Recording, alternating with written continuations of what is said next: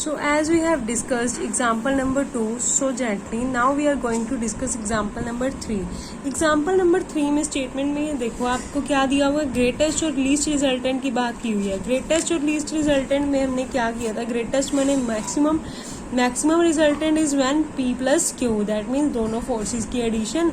Minimum resultant when P minus Q, that means P must be greater than Q. क्योंकि क्या है कि P force और Q force या तो दोनों फोर्स इक्वल होंगी या फिर P is greater than Q.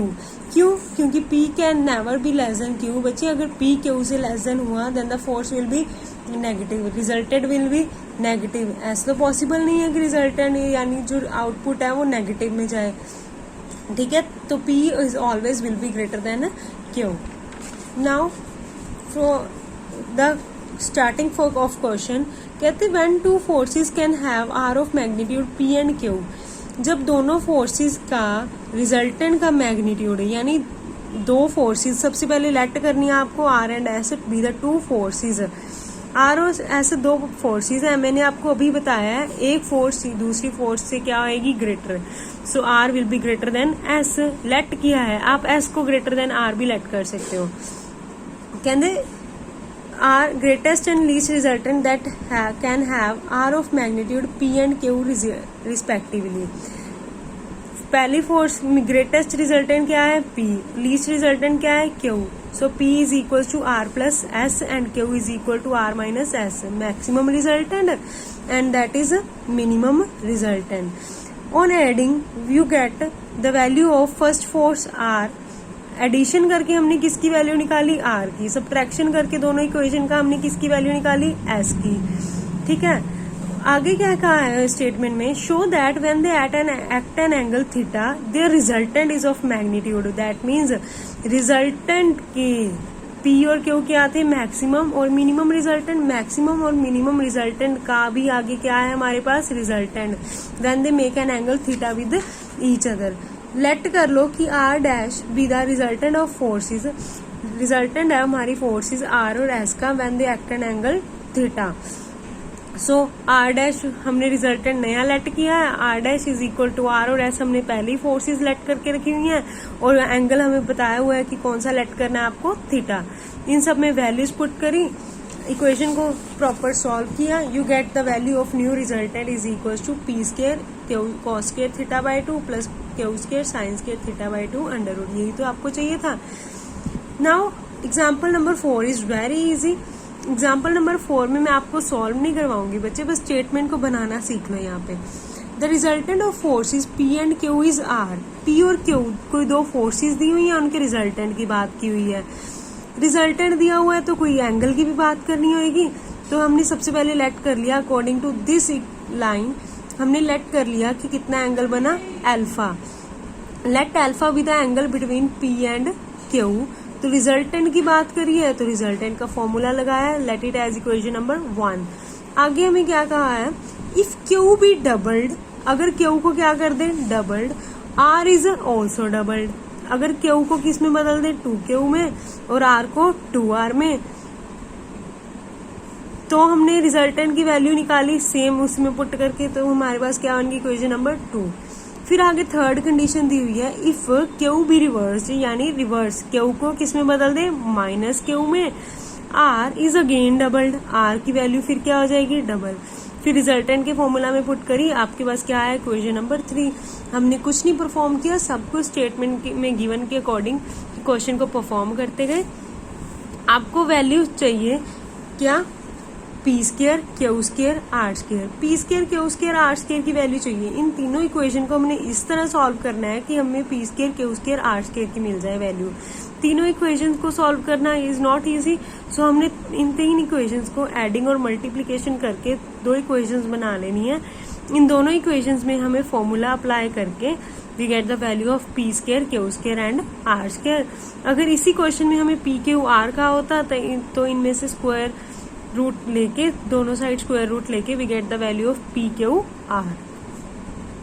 Next example number 5 is important, same as example number 4. बच्चे इस क्वेश्चन को ट्राई करके देखना। इस क्वेश्चन में हमें क्या लगा हुआ है फॉर्मूला, रिजल्टेंट, जो मैंने आपको रिजल्टेंट का फॉर्मूला बताया था। रिजल्टेंट के फॉर्मूला के नीचे कॉस थीटा साइन थीटा के फॉर्मूलाज थे, राइट एंगल्स की बात करी हुई है। The resultant of two forces P and Q, resultant of two forces P and Q is at right angle to P। पहले P और Q का क्या निकालोगे आप, रिजल्टेंट। फिर वो कहते हैं जो रिजल्टेंट P और Q का है वो P के साथ कितने डिग्री का एंगल बना रहा है, 90 डिग्री का। हमने पढ़ा था रिजल्टेंट के फॉर्मूला के नीचे कंडीशंस दी हुई थी, जहां पे एंगल 0 to पाई के बीच में आएगा तो वहां पे cos theta is equal to P plus Q cos alpha upon R, ये फॉर्मूला यूज होएगा। तो उसी फॉर्मूला की वजह से हमने इस क्वेश्चन को सॉल्व किया। इस क्वेश्चन को करके देखना। अगर कुछ क्वेरीज हो ask me in comment box और WhatsApp group. Example number 6, example number 6 में आपको क्या दिया हुआ है, two forces acting at a point are such that if the direction of one is reversed. कहते टू फोर्स एक्ट कर रही हैं, that means you have to let firstly P and Q be the two forces, let P and Q be two forces. सबसे पहले हमने forces को late किया, सच that if direction of one is reversed, किसी एक की डायरेक्शन को हम रिवर्स कर देते हैं, then the angle of resultant is turn through at right angle. Resultant को जो एंगल थीटा हमने लेट किया हुआ है वो किस में टर्न हो जाएगा, टर्न मतलब ये रिजल्टेंट था हमारा, आर इज रिजल्टेंट। कहते हैं आर रिजल्टेंट का एंगल अगर पाई थीटा है तो वो आगे कितना टर्न हो जाएगा, पाई बाय 2, यानी अब कितना हो जाएगा, पाई बाय 2 प्लस थीटा। तो tan theta is equal to Q sine alpha upon P plus Q cos alpha, ये फॉर्मूला होता है। इसमें थीटा की वैल्यू अब क्या आएगी, पाई बाय 2 प्लस थीटा, और P को हमने किस में चेंज किया है, माइनस P में। सारी वैल्यूज पुट करके इक्वेशन को सॉल्व करके multiply equation number 1 and 2, you get P is equal to Q in magnitude, in magnitude. Because आपको क्या प्रूव करना था, इन सारी कंडीशंस का यूज करके आपको प्रूव करना था, prove that the forces must be equal in magnitude. क्योंकि आप सोचो, खुद सोचो, अगर यहाँ पे एंगल थीटा था तो कंप्लीट एंगल भी तो कुछ होएगा। कंप्लीट एंगल कहते अगर 5/2 प्लस थीटा 90 प्लस थीटा, तो P और Q फोर्सेस दोनों को टर्न करना पड़ेगा ना। अगर रिजल्टेंट यहाँ पे टर्न कर गया तो P को भी शिफ्ट होना पड़ेगा, so P will be equal to Q। Example number 7, example number 7 is very easy. Example number 7 you must try it is as example number 6. Example number 8 में आओ, try example number 7 then ask me if there is some query. Example number 8. Example number 8 is very important. Two forces are of magnitude P plus Q, P minus Q. अभी तक हमें forces दी होती थी P and Q की, अब दी हुई है P plus Q। First force का नाम है P plus Q, second force का नाम है P minus Q। अगर कहते हैं इन दोनों में एंगल कितना बन रहा है, 2 अल्फा, 2 अल्फा एंगल बन रहा है। 2 अल्फा को हम क्या लिख सकते हैं, alpha plus alpha. You can add and subtract theta from this. अगर थीटा को ऐड किया, थीटा को सब्ट्रैक्ट किया, तो फर्स्ट 2 अल्फा को क्या बन गया, alpha plus theta plus alpha minus theta. तो हम लिख सकते हैं इसको alpha plus theta alpha minus theta. यहाँ पे भी अल्फा प्लस थीटा, ऊपर अल्फा माइनस थीटा आ सकता है। आगे, and the resultant make an angle theta with the bisector. Resultant है जो वो बाइसेक्टर के साथ कितना एंगल बना रहा है, theta. Show that P tan theta is equal to Q tan alpha. सबसे पहले सोल्यूशन में हमने क्या सपोज करना है, जो आपको फोर्सेस दी हुई हैं और फोर्सेस एक बाइसेक्टर के साथ कितना एंगल बना रही हैं, या फिर अपनी एडजेसेंट साइड के साथ कितना एंगल बना रही हैं, we should write them. Let the forces of magnitude, सबसे पहले हमें फोर्सेस के नाम बताए हुए हैं, P plus Q and P minus Q, be represented by P plus Q को हमने किसके अलोंग रिप्रेजेंट कर दिया, OA, and P minus Q को किसके अलोंग रिप्रेजेंट कर दिया, OB। आपको मैंने अभी बताया अगर AOB एंगल 2 अल्फा है, उसको डिवाइड करके हम क्या लिख सकते हैं, alpha plus theta plus alpha minus theta. So हमने यहाँ पे एंगल्स की उसके अकॉर्डिंग नाम लिख दिए। COD बाइसेक्टर के साथ आपको दिया हुआ है, रिजल्टेंट एंगल बनाता है थीटा, ठीक है। तो angle COD is equal to theta. Angle AOC alpha minus theta, and angle COB alpha plus theta. अगर COB अल्फा प्लस थीटा है तो OCA हो सकता है alpha plus theta because of alternate angles, because of alternate angles. आगे आपको proof क्या करना है कि P tan theta is equal to Q tan alpha.